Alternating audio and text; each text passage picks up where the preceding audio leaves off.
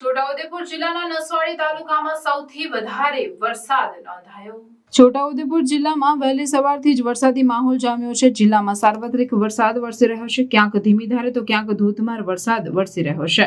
છોટાઉદેપુર જિલ્લાના નસવાડી ખાતે સવારના 8 વાગ્યાથી લઈને 10 વાગ્યા સુધીમાં 2 કલાકમાં 2 ઇંચ વરસાદ ખાબકી જતા નીચાણવાળા વિસ્તારોમાં પાણી ભરાઈ ગયા હતા।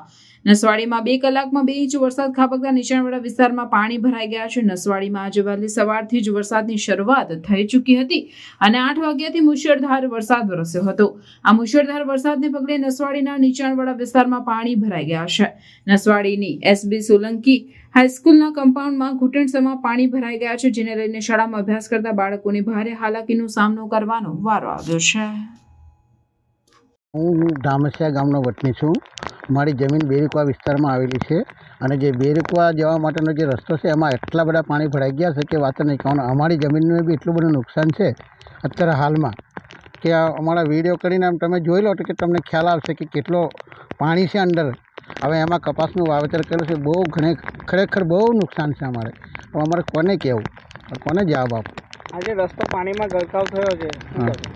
હવે પાણી આ રસ્તો બેરીકવા જવા માટેનો કોઈ પાણીનો કોઈ એ જ નથી ક્યાં, મતલબ એટલું પાણી છે। તમે રસ્તા પર જોયું છે ને કે કેટલું પાણી છે ને કેવી રીતે માણસો ઉતરે છે, વાહન વ્યવહાર બધું બંધ છે અત્યારે હાલમાં।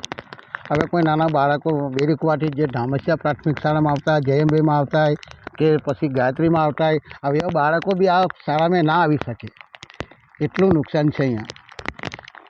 શું નામ? મારું નામ છે ચિમનભાઈ જીરાલભાઈ ભીલ, ધામસિયા।